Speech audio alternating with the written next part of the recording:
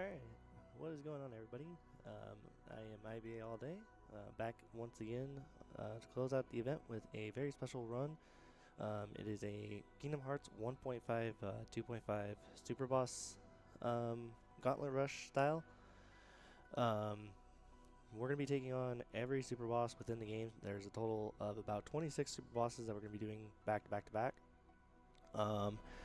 The game that we're going to be starting off with first is Birth by Sleep, where we have our setting on crit mode, and our level currently for Terra is 50, which I kind of did as like the max cap, because grinding XP in Birth by Sleep to get to max level is way too long to grind out. So I have basically the setting for myself set to be capped at 50.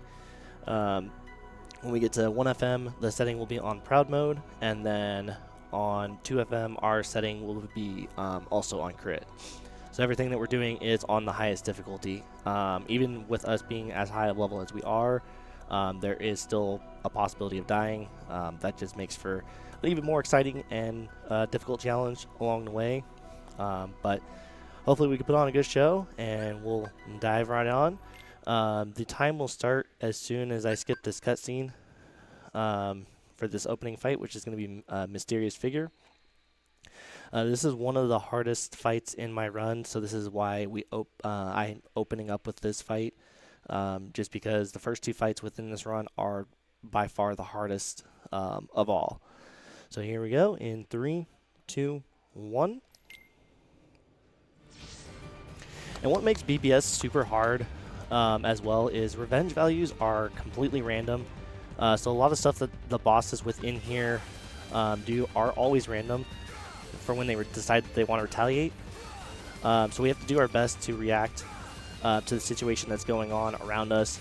And with Terra's one of the strongest physical attack characters that we have at our disposal. And we're also going to be using an ability called Thunder Surge, which combined with Thunderbolt is able to do a hefty amount of damage. We want to try and keep him under control as much as we can, because everything that Mysterious Figure does is completely randomized. There is no set pattern, unfortunately. So he's going to be keeping us on our toes pretty quite often here. Okay, that's fine. We are able to guard a hefty portion of his attacks, which is very nice. There's a few attacks like the little arrow attack that he does there that we have to actually dodge out of the way of. Thankfully, with us having second chance and once more, we're able to tank certain attacks, but we have to be careful how much we're trying to tank attacks, because Mysterious Figure can stun lock us, and it will be an automatic death, because second chance once more at that point will become nullified. So now we're to the good part here. So Mysterious Figure, once you get down to a certain threshold on his health, he will go invis. So we no longer have the capability of locking onto him, so we have to actually manually track his movement with his shadow outline. So something I try to do is I try to keep him centered as best as along the wall as much as I can, just because having him out in the open like this makes for a very bad time. That's unfortunate. I dodged at the wrong time. If we dodged the meteor attack that came down, we're able to dodge that attack. I unfortunately kind of rushed it just a little bit because I was trying to get my commands back so that I could cast Kiraga. Because I have Leaf Bracer on, which allows us to use Cure without taking damage. So I would have been able to heal back up to full health and also get myself back set up. And this attack here with the lasers, I have to time doing Kiraga so that way, even though I'm getting hit by it, I can't be killed. But if I mistime a Kiraga, if I mistime the cure during the lasers, I can actually get killed. So that's why I have a sequence of 4 Thunder Surges and 4 cures. So that way I can be able to fully tank the laser attack. Yeah, like I said, this is definitely one of the hardest fights within the run at this time. Unfortunately, he followed up with the laser attack immediately after he did his arrow attack to knock my commands out, so a bit of an unfortunate thing. And the hard thing with Mysterious Figure is when he decides to go full kill mode, he will go full kill mode, and there's just nothing you can do about it. That's one of the things that makes this fight not only tough but super unfair in a lot of settings. This is not something I wanted to see. Thankfully, we handled it with ease. So he can actually split himself into clones, and he can combo you into oblivion to the point where you get stun locked. And you will actually get stunned entirely, and he'll just stand there basically mocking. He'll just basically stand there for just a moment before hitting you, because basically once you are actually stunned, there's nothing you can do about it. You will die no matter what happens.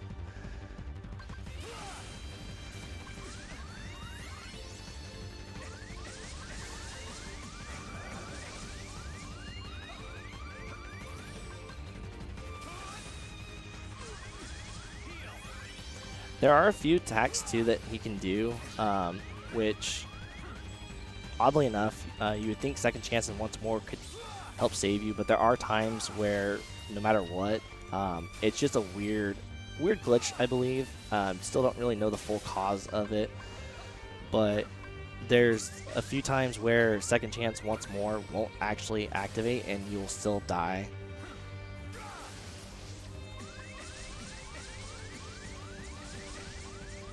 I'm just going to go ahead and cure. I'm going to try and play this a little bit safer here just because we've been having a bit of a rough stretch with some of the attack patterns that he's been giving us.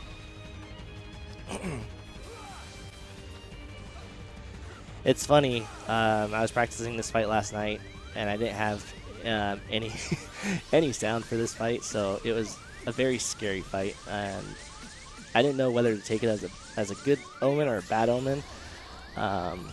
For being able to do it on the first try. And this attack that he's been doing now, I call it the Doom Tether. If that hits me one more time, I will automatically die. Basically, it's 3 times of getting hit by that no matter what. And if that counter hits 0, you automatically die.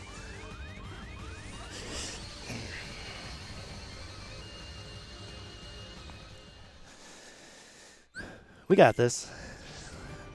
It's not the first time he's given me fits. That's why our estimate is a little on the higher end, is because of the fact that Mysterious Figure can go full kill mode.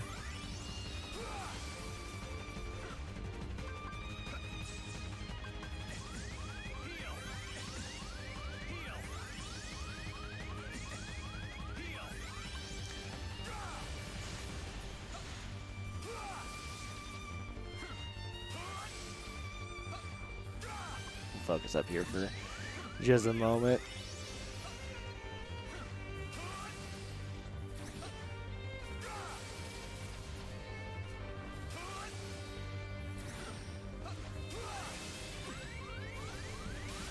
Oh, that was really unfortunate timing. So if you form change, if you end up form changing or losing your form, Second Chance and Once More also nullifies itself. So that's why we ended up dying there on that fire pillar, even though we had already taken damage.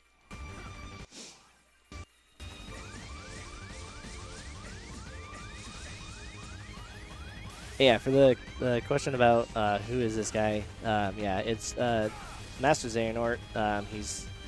There's multiple versions of him throughout the entire game, which are the mysterious figures / unknowns that we see in Birth by Sleep and also 1FM. It's just kind of, in a weird sense, foreshadowing of other stuff within the game later on in the series.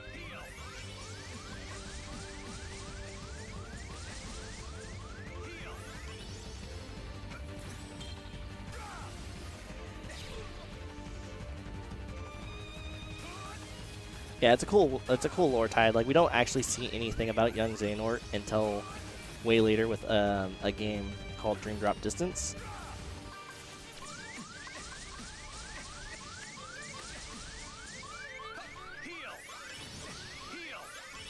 Good news. Okay, this is what we want to see. We're in the home stretch here.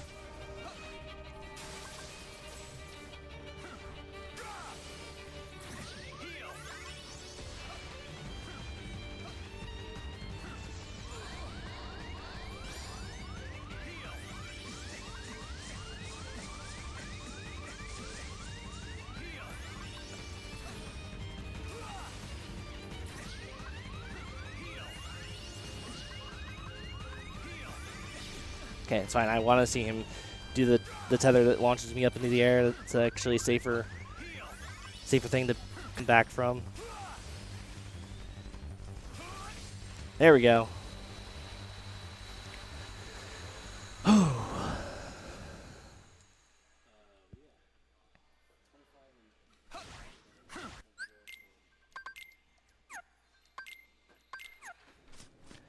So we're going to go ahead and change our command deck. I have 3 decks set up specifically for the BBS portion.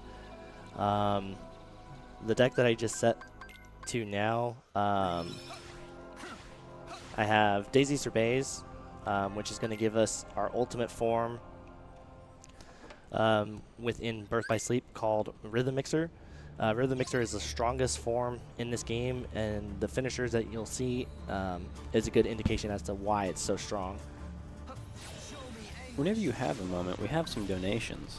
Okay, go ahead. So to start, we have a $25 donation from Guy D. Ping. Thank you for that. And we have a $420 donation from Green Bomber. Green Bomber here. Awesome to meet you, ibaallday. A bit ago, just before this run. Shout out to Dylan, Tyz, and Ryven. Here's to showing LANFest we are legit and to keep growing. Let's get that last-minute donation train going and hit the goal and beyond. Rolling deep.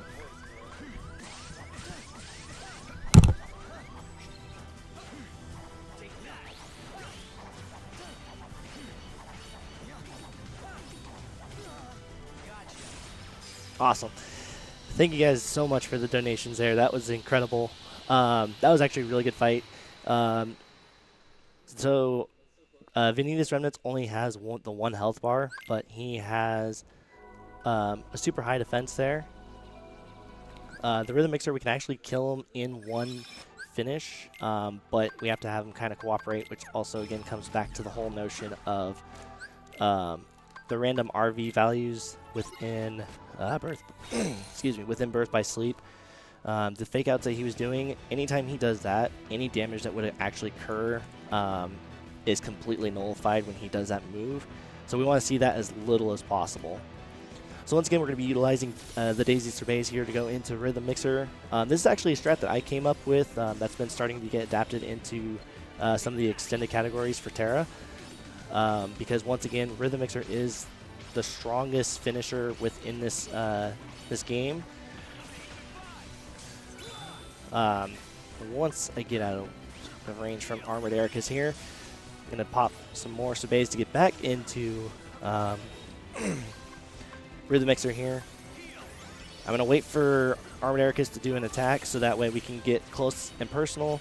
Hope that he doesn't block enough attacks and just watch as his health is getting melted there. And we'll have a really good example of just how strong Rhythm Mixer finisher truly is coming up with the next fight after this one.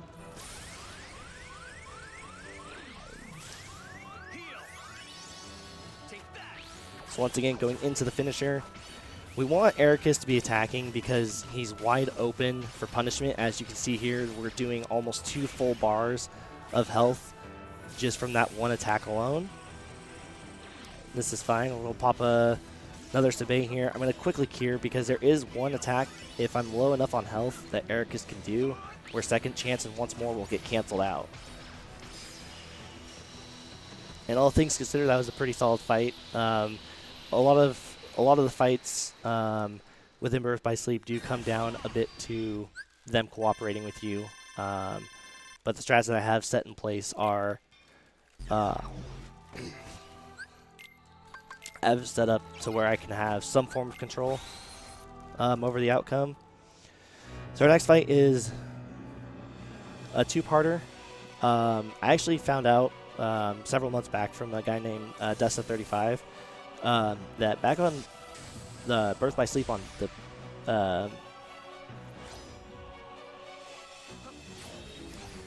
the PSP, this fight actually had more health than what we're going to see here because of the fact that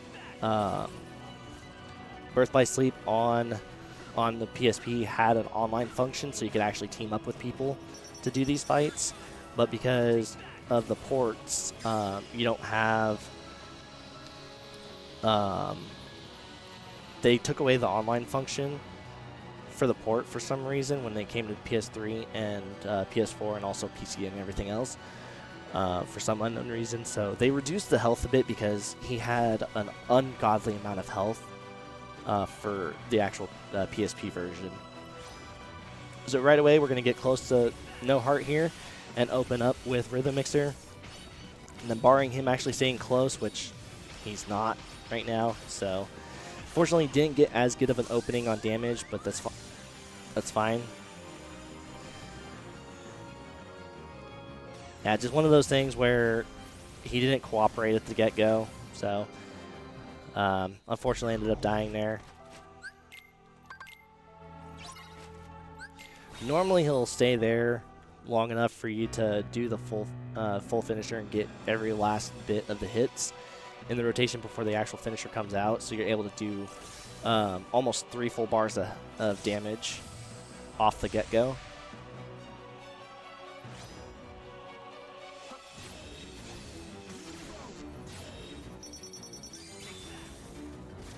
And I do this shot lock on, I call this the mirror. I know there's another actual name for it, but I just call this the mirror because in the second part of this fight, any damage, if that's out, becomes negated. So I just call it the mirror. Even though it doesn't actually like reflect anything back at you, it's just something that absorbs. Pesky fly on me.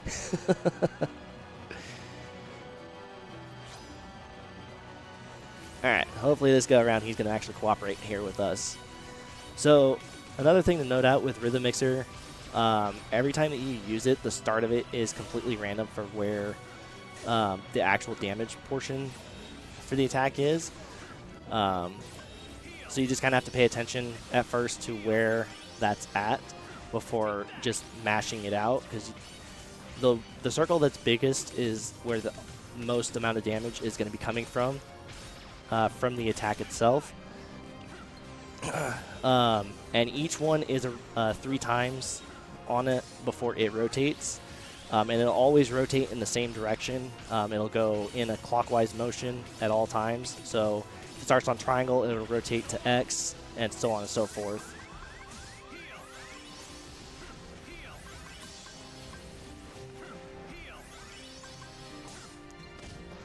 It's fine. He's low enough on health now that I can do a shot lock instead of doing Rhythm Mixer, just for major safety because of the fact that... Okay, cool. I wasn't sure if he had his mirror out. He wasn't taking damage. And as soon as we land the final blow, I do a soft reset to immediately get out of Birth by Sleep.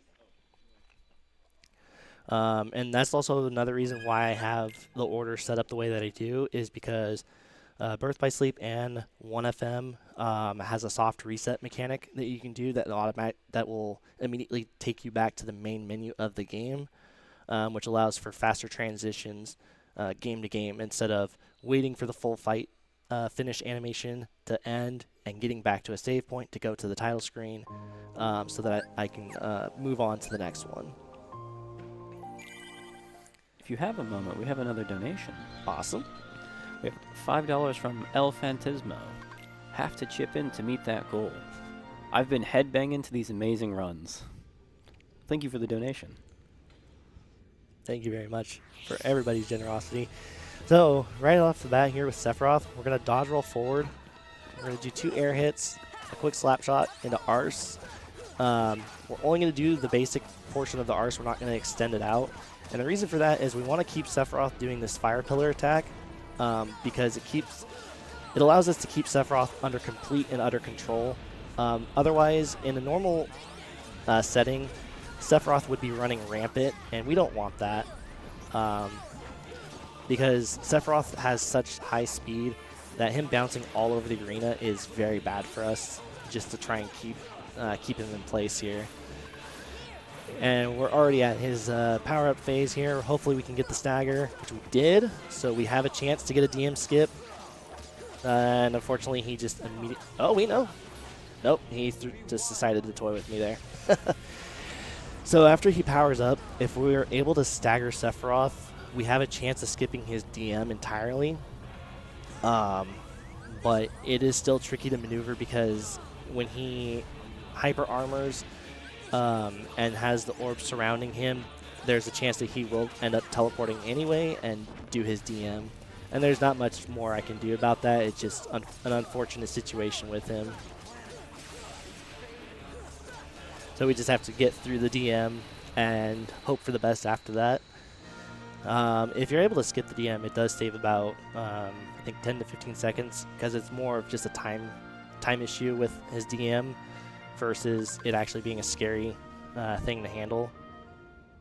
On level 1, it's a little scarier to deal with, but it's still very manageable. So Ice Titan here, we're going to lock on, and we're going to reflect his icicles, and when he slams down into the ground, I'm going to cast Gravity on his head once he kind of puts it back upright, because it allows me to do extra damage from afar. Because when he pops out his icicles, if you're too close, you'll actually get hit immediately by the initial icicle burst, and won't be able to reflect any of the icicles back at him. And this should... Yeah, there we go. Once he gets staggered, I'm going to do 2 full finishers, and then after the second full finisher, we're just going to do a bunch of air hits without doing a finisher. And the reason for that is it's faster to do air hits instead of doing just full... instead of doing full air combos the whole entire time. This is actually really good damage cycle here. We're already at his AoE attack. So by the time that he does his Ice Breath, if you're already seeing green for his health bar, you've got a pretty solid Ice Titan fight going. Gonna heal up there. I'm not at 1 HP, so I wouldn't die, but I'd rather just be safe and have something weird happen. And just to simply avoid the AoE attack, I just walk off to the side there, and once it's almost done, I start moving down the steps to kind of angle myself, because he's going to throw a ball of ice at you, and then he'll also throw icicles immediately after the fact. And because his health is so low now, we're just going to go ahead and do Thunders on him. Normally, I would try to go for Thunders from this point if I can get close enough, but I'm going to go ahead and just reflect Icicle attacks back at him. Actually, he's at 1 HP, so we're just going to finish this fight with Thunder after I heal. I've actually lost a run before because I got super greedy, thinking I'd be able to take him out while I still had a decent amount of health, and ended up getting killed. That's it for at least the OC portion of Super Bosses. It's just Sephiroth and Ice Titan. And so the reason I have Sephiroth already done the first time that you see the Platinum match is for Sephiroth, the first time that you beat him, there's a bunch of extended cutscenes that some of them are somewhat unskippable.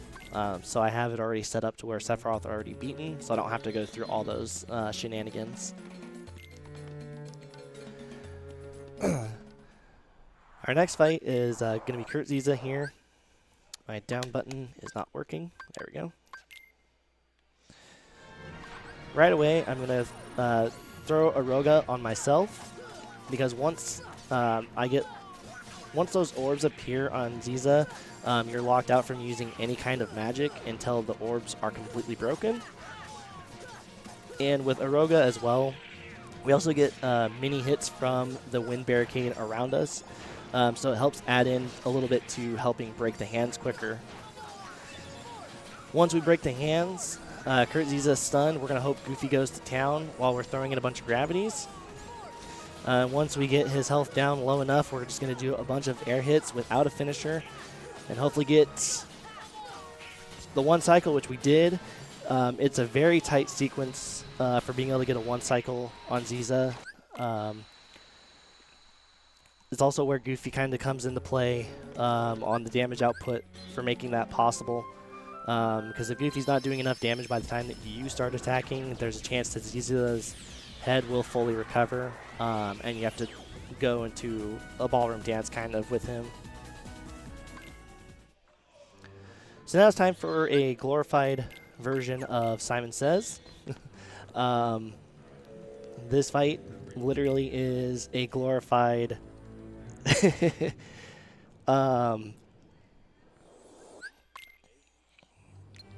this is a very glorified version of Simon Says with very high stakes, of course.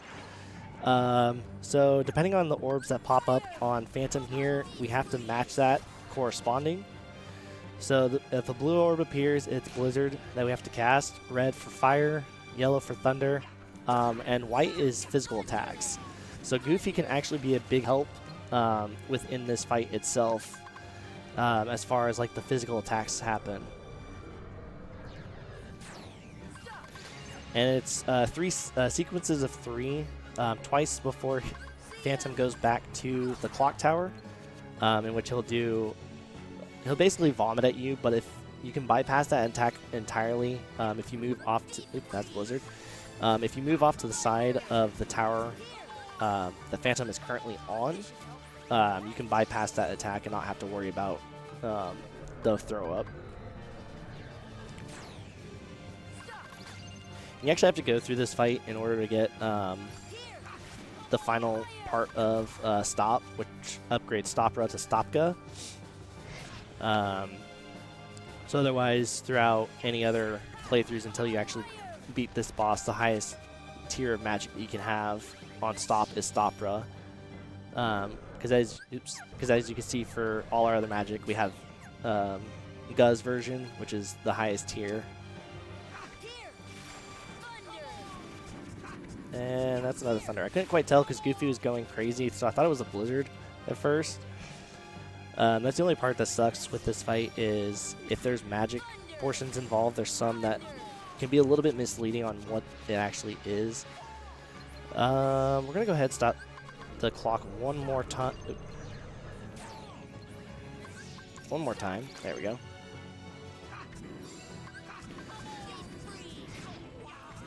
And the reason that we're stopping the clock is the counter that you see above Peter Pan currently is a Doom timer.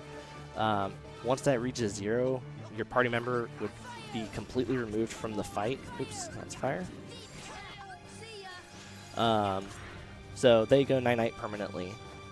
No items will revive them, nothing. They're done, out, ejected, however. However, if it gets down to just Sora being alive and that timer hits 0, Sora automatically dies, no matter how much health you have. And a lot of our magic as well, I have to manually do my magic for Firaga and Blizzaga because I have my stuff set up to shortcut for Graviga. Oops, that was Thunder again. For Graviga, Kiraga, and Thundaga. Thundaga primarily for Ice Titan. And it's just quicker to leave it this way because Gravity I'm going to be using one other time within this portion of the run. Thankfully, he's not doing too much magic, which is good. Normally, if Phantom's doing a lot of magic, especially of the Thunder variety. I have to use a few more items than I want to. But the way I have my item management routed, I have enough items to where I can, when it gets to the final boss for the 1FM section, I can pretty much blitz with magic.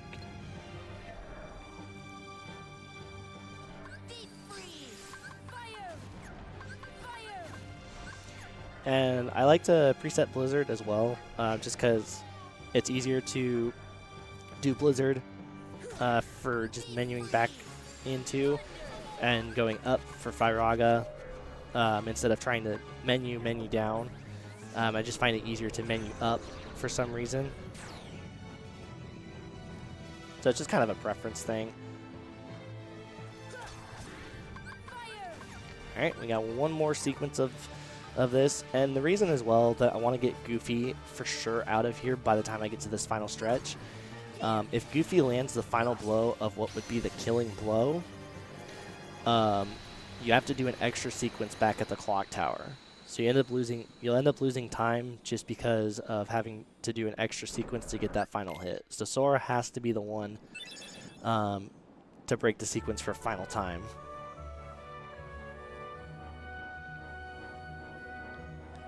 Whenever you have a moment, we have some more donations. Awesome. Are you good now? Yep. Awesome. We got a $25 donation from Anonymous. Thank you for that. We've got a $5 donation from Cobbins, sorry. NorthWest SpeedFest will always be a gym. Let's support those kids.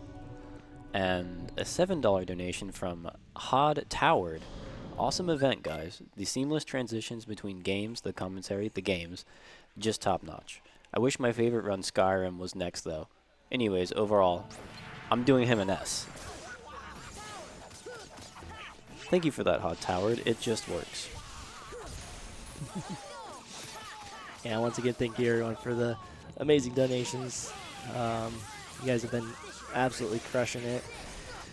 So we have, it's no longer a mysterious figure. It's unknown now instead of mysterious figure. Still same premise.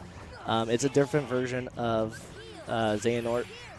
This is the 2FM version of Ansem, aka Xehanort, who is the primary source of all these subdivision characters.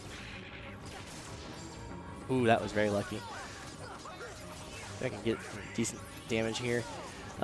Pretty much this whole entire fight I'm going to be using a lot of Arcanum spam.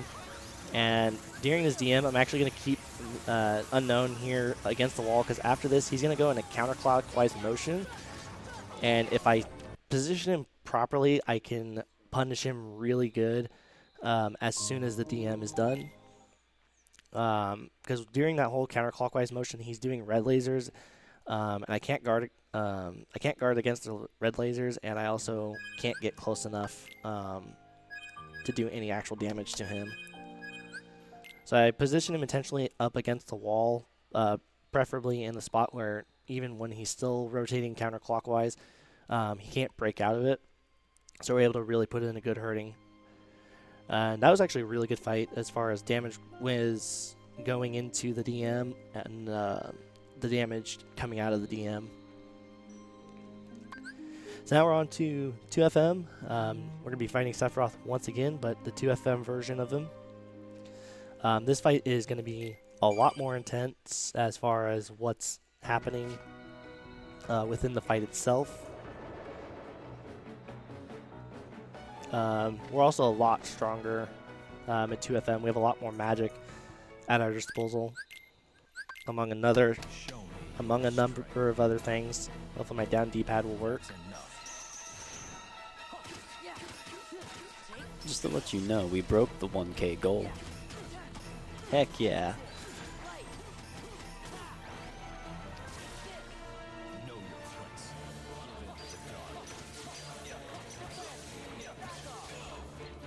This is actually a really good fight already. So as soon as he power up, we're going to do reflect, slap shot, reflect into a finisher. followed by a second finisher to end the fight. Yeah, seriously amazing work by everybody to hit that $1,000 goal. Y'all are seriously incredible. And hopefully you enjoyed that Sephiroth fight for the brief moment that we got to see it. Do you have a moment to read some, or? Yeah, if you guys...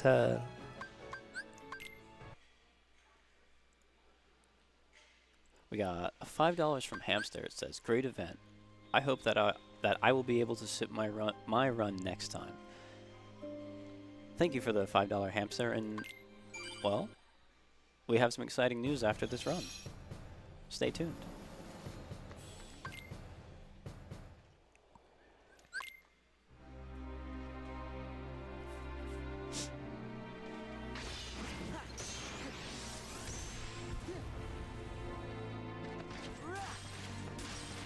So now we have Lingering Will. We're doing the ultimate cheese in this fight because it's about 20 to 30, maybe a little bit more, as far as how fast it is compared to what I used to do for this fight. So we are doing a strat called the double negative finisher strat, or double negative combo finisher strat. So normally we would have 2 hits before a finisher, but because I've taken off all my combo pluses, I've taken off all my air combo pluses, and have thrown on an ability called negative combo, and the Keyblade that I'm holding called Fenrir is also a negative combo. I now am strictly on finishers only, and while we're doing just pure finishers only, we're able to bypass both health gates that Lingering Will has. Normally a little under 5 bars at the very start, he would auto retaliate, and then about I think 6 or 5 bars left of his health overall, he'll auto retaliate again and go into his DM. But we're able to bypass all of that with the double negative combo strat. There's another cheese as well that you can do. It's called the Peter Pan strat, which we use for plat runs and also some of the other extended categories that involve having to fight Lingering Will. Just because we're not as high powered and have the luxury of having that at our disposal. So now we're into the data.org portion of the run. All of these are super powered up versions of the organization members that we fought, whether story-wise or extra fights. Oh, that's unfortunate. That's fine. Just going to do a double reflect here, and we'll do the RC for Marluxia here instead. It's a little bit slower, but it will still get the job done. So the manipulation that I have set up allows for most attack patterns to be very predictable, so we're able to kind of keep actual control over the organization members. And throughout most of the organization fights, we're going to be utilizing Final Form, which is one of the strongest forms in the game. Combine that with Firaga and another Keyblade that boosts fire in general, and you have a recipe for causing ultimate destruction. So at the very start here with Roxas, we're going to do a flash step into limit form. We're going to do a full ground combo. We're going to go for hopefully a triple finisher. Finally, he cooperates here. We're going to do an Ars Arcanum without the finisher. We're going to do one Zenitsuken finisher. Go all the way down to the final part without doing the finisher for Ars. And then do a full ground combo. Normally you want to try and get a slap shot into the full ground combo the rest of the way, so that way Roxas doesn't have enough time to potentially recover and retaliate against you. But that was pretty much as perfect as a fight you could get. With Larxene here, we're going to do a reflect, flash step, reflect into final form. And we're just going to blitz her with Firaga spam here until we get about down to 3 bars of her health. I'm going to toss the Mega Elixir, which causes her to get knocked up into the air and auto-retaliate. And immediately we follow up with a Reflect, Double Fire to finish out the fight.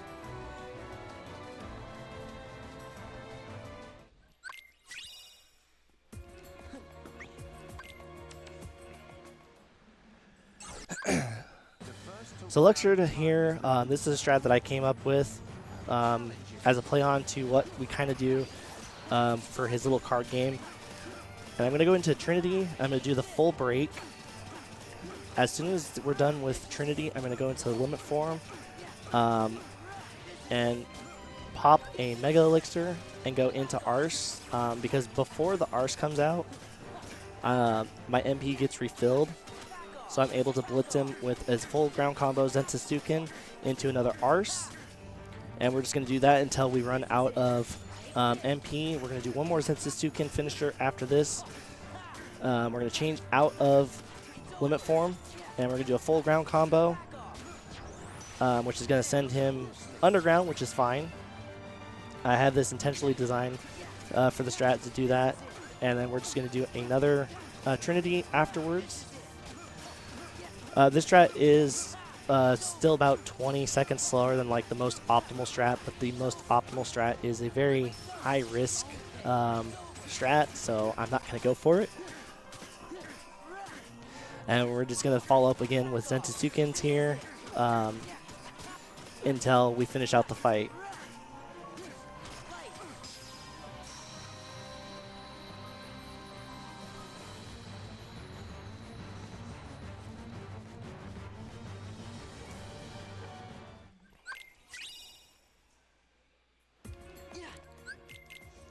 So we're going to have our first Keyblade change. With Crit mode, we do need to change Keyblades in order to be able to actually optimize our damage for most of these fights, because we are still under damaging in some regards. And with Axel here, we're going to let him come at us, and we're going to reflect, do a Blizzard.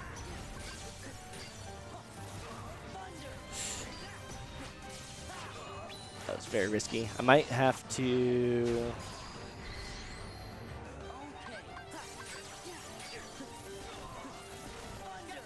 Yeah, that's fine. Yeah, that's unfortunate. That's fine. Yeah, I'll take the death there. I meant to pop a Mega Elixir before popping him up to send him away. And that unfortunately didn't come out, so I didn't have enough magic to end the fight from there. So I was trying to improvise it a little bit to try and save it.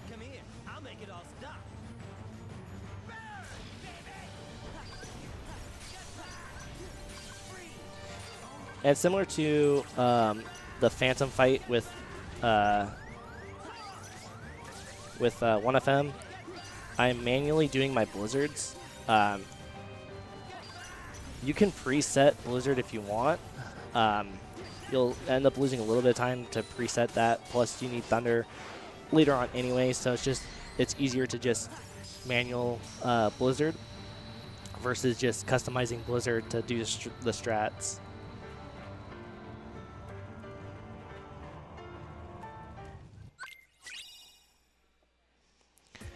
Now we're into the really cool part of Final Form coming up. This is going to be the Firaga Final Form juggle. You really shouldn't have betrayed us. And we need Xigbar here to be an appropriate height in order for this to work. And unfortunately, he's too high there, so we're not going to go. We're not going to send it just yet. That's perfect. Do a couple horizontal slashes before we go into Final Form. And then we're just going to open up with multiple attacks going into the Fire Form. And after the second finisher, in the air without the fire, we do a double Firaga down, which carries us down to the ground, which allows us to keep Xigbar still stunned and allows us to reset our air combo. And we're going to do the exact same thing here for Zaldin.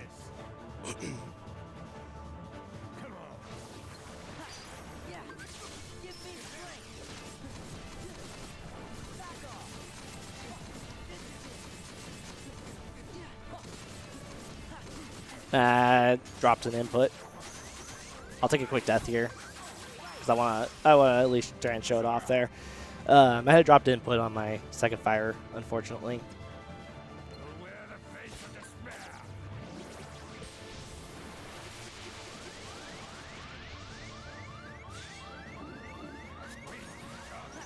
So we'll take a quick death here and reset the fight.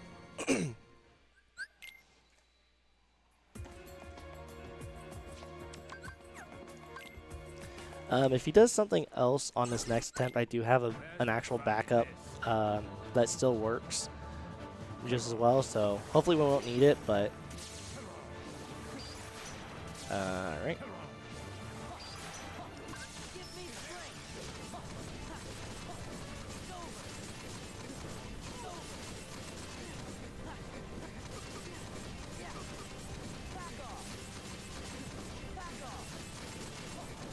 There we go.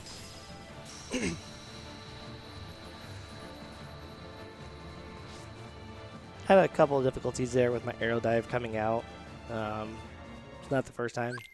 During practice between yesterday and today, had a few issues with inputs dropping just for no reason, so it happens, but thankfully we were able to still show it off there. Now we're going to show off a really cool base to our form strat.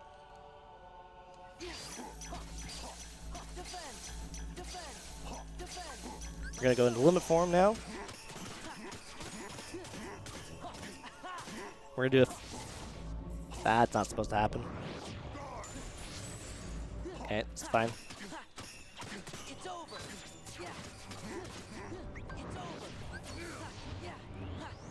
Might be able to save this. No, there's no saving it, unfortunately. Yeah, he retaliated very weirdly there, which was unfortunate. So after we finish up with the Arse without the finisher, we do a full ground combo into Zensetsuken, revert out of limit form, and do a quick mini combo, which then allows Zemnis to retaliate, and we do a reflect, slapshot reflect into a finisher.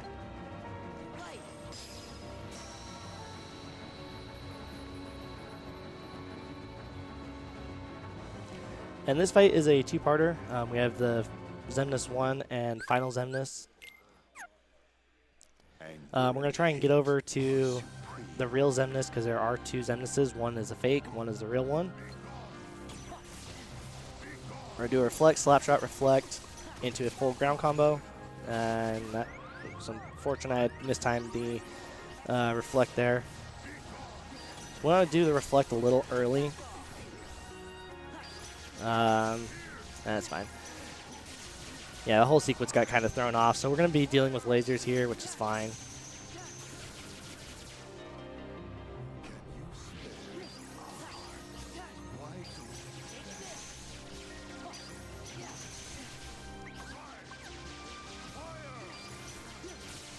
And we're almost at the threshold there.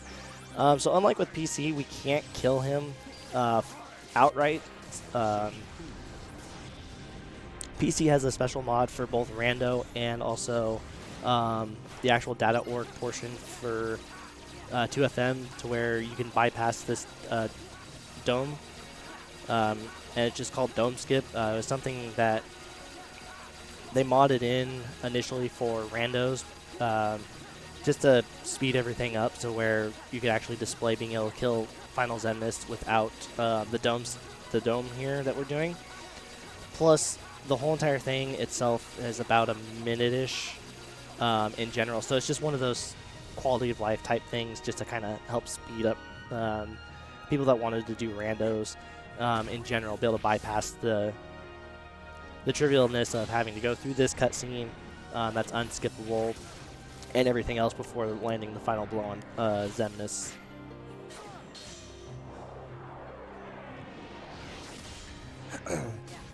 After this fight, we will have 5 fights remaining.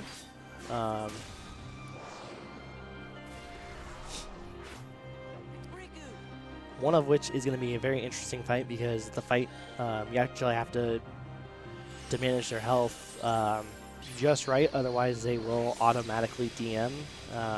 It's one of the only few fights where they will automatically DM regardless of what you're doing.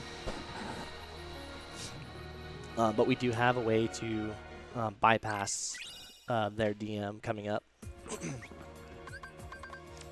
That's Zigbar. Oops. You really shouldn't Didn't mean to go to Zigbar there. Let me change forms here so I can die real quick.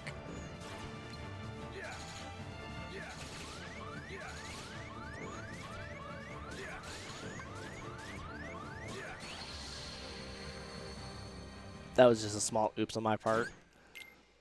I saw shield and thought I was over the right thing.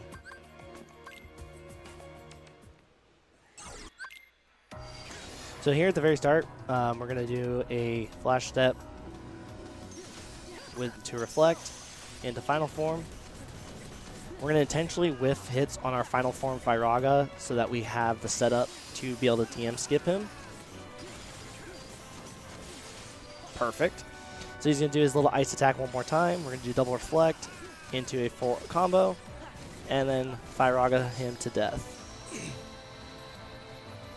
We have to intentionally whiff some of the Firaga damage on the start, so that way he doesn't automatically DM.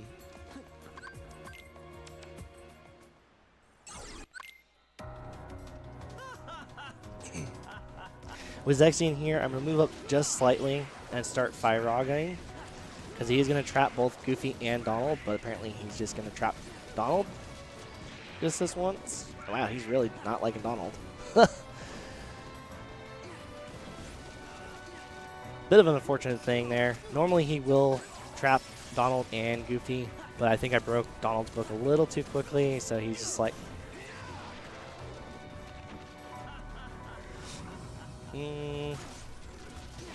Take a quick death here.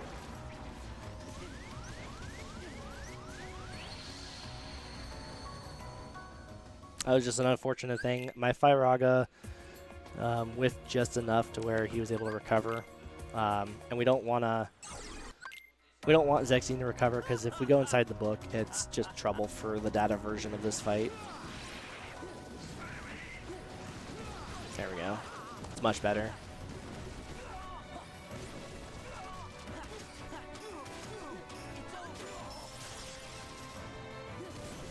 Something to note with Final Form Firaga is you have to position yourself just enough away from the boss so that not only is the fire hitting the boss, but the Keyblades are also spinning. So that's where all the extra damage comes in, is you're getting the damage output from both the fire attack and also the setup for the Keyblades that are spinning. And hopefully we're going to show off a really cool trick here. We're going to dodge roll twice, go into final form, do fire, reflect, fire. And we're just going to do this until we auto-revert out of final form. I'm going to immediately pop an Ether Magnet into Whirly Goof and just watch his health disappear.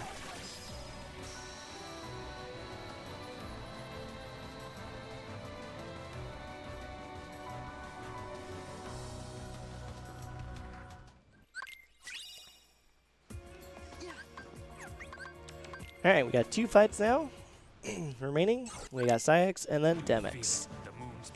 So we're going to open up with a flash step, or slide dash into final form. And with the Thunders in final form, it pulls the enemies down. Oh, okay. This is fine. I have a way to... I have enough Mega Elixirs that I'm just going to do this a different way.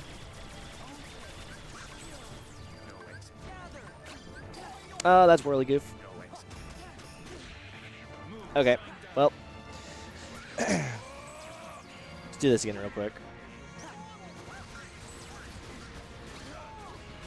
While you're resetting, do we have time for some donations? Yeah. So we have $5 from anonymous donor that says, "When's RuneScape?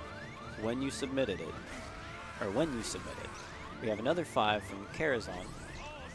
I have to get this event's donation to... Oh, I read that one already. Apologies. Mitigator 2000. Always love seeing Kingdom Hearts being run. The main story is so heartwarming. Time to get my handkerchiefs. and Yisk. Congrats on a great event, but quick question, how's Biz going?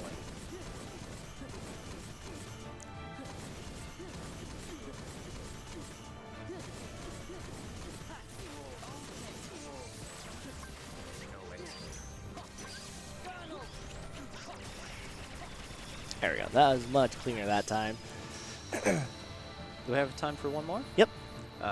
$5 from Masket Man. I didn't expect to see a boss rush as the final for a speedrun event. A great change of pace, but seems like it'd be extremely painful.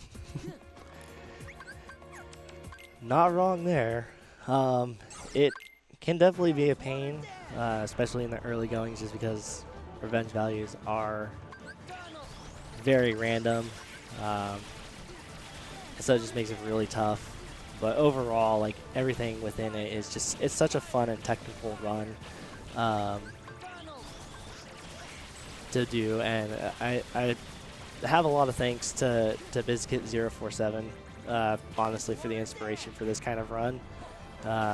He would do level 1 version runs of the entire series for Superbosses, just for like a casual type thing and a challenge to do. And I decided I was going to take it one step further and see see exactly how far I could push things. And, well, here we are.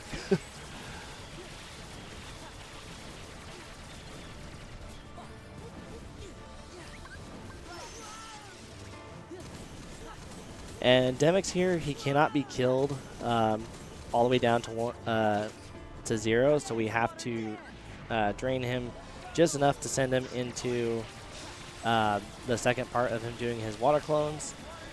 Something that does suck with this fight is the water clones are very random as far as like where they'll go. So we do want to try and get Demix pushed up into a corner if at all possible. Just so it makes it easier for the water clones to break out a lot easier here.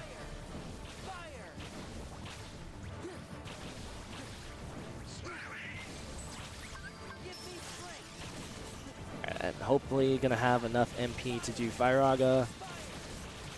I accidentally used one too many Mega Elixirs here.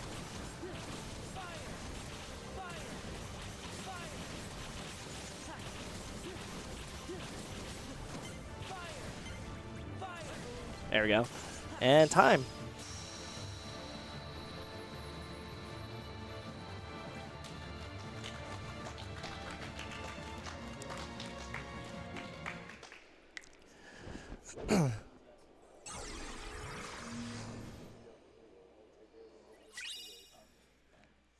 Thank you everyone for the GGs and everything. Yeah, it was a very solid run, even with all the shenanigans early on, but we definitely able to power through and hopefully was able to put on a good show for everyone and showcase some really awesome strats that I've either come up with or have had help from the people that run data.org themselves and just a bunch of other stuff. And just want to thank everyone in general, everyone from NorthWest SpeedFest for having me on, giving me a chance to show this run off. And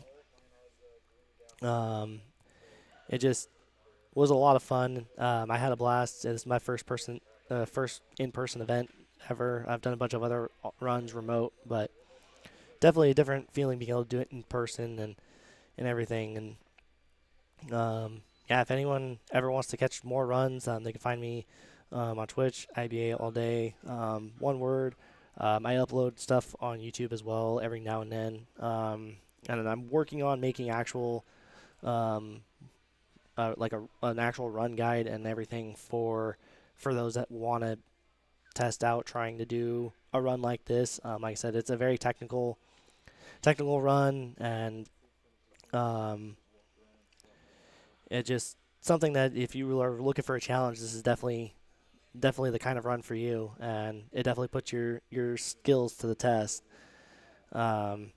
But yeah, again, thank you also everyone for crushing the donation goal and just absolutely being a huge blessing in the event and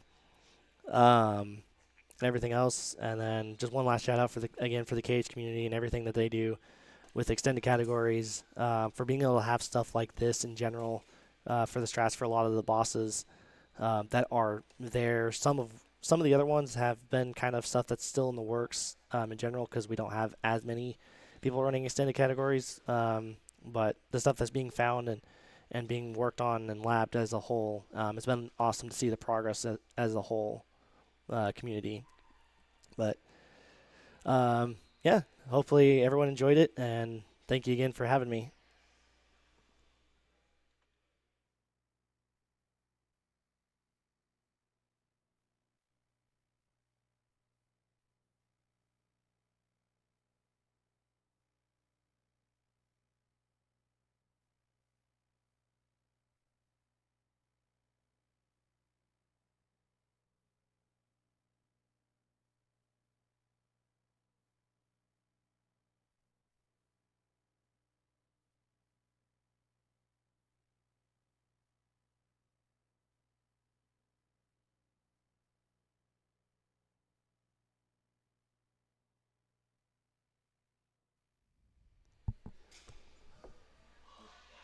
All right. Hello, friends. Outro time, outro time. Well, hello everyone. For those who don't know me, my name is Ryvan. I'm an event organizer along with Tempest and Ties and a couple others. I am completely flabbergasted that we met not just one goal, but both of our goals. We met the monetary goal for the Boys and Girls Club, and we successfully completed a speedrun event. 24 hours, non-stop, and it was fabulous.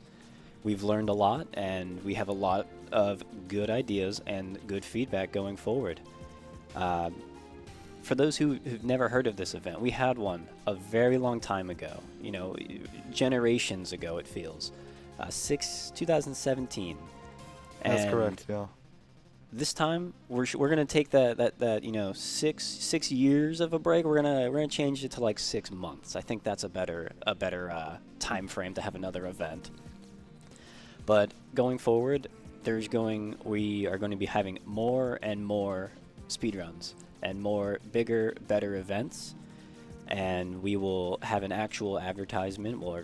We have a lot of sweet things coming up, and I hope you guys stay tuned. Yeah, going forward, no confirmation on exactly what kind of schedule we're looking for, but this was paired with a Smash tournament as well. Anyone who tuned in yesterday, you might have noticed in the background there was a tournament happening. We want that scaled up. We want the SpeedFest scaled up, so more than just 24 hours, 36, maybe like 2 days. Who knows? We'll figure it all out. But we've got 2 last donations, I think, to read here from Gunpla Enjoyer saying, rushing the bosses, yes boss, okay boss, no orbs, no chefs. Hope you guys have a really nice day. And I don't know what that word is, so I don't feel comfortable saying it. I think they're talking about model kits. Miggin? Okay, cool. They're miggin back to their model kits. Cool. Abominable Snowman with $10 saying, oh, sunshine over. And what are you going to do about that? Donate to a good cause, of course. Where was sunshine happening? What stream was that? Cool.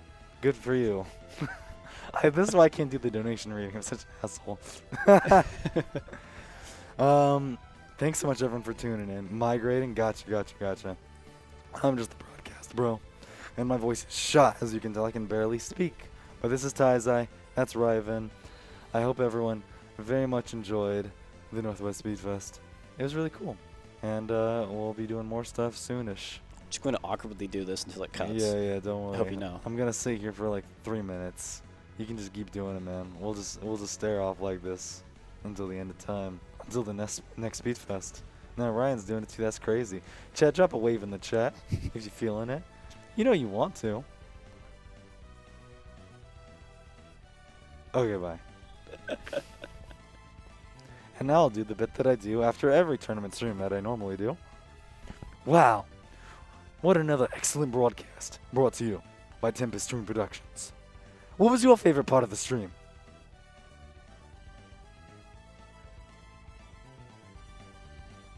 That was my favorite part too. Don't cry, the stream may be over, but it will live forever on in our hearts. I wanted to raid somebody else that's doing speedrun stuff. Distortion's live, he's cool, I guess. It's a Dark Souls 2 all bosses speedrun, so if anybody likes Dark Souls, here you go. Bye.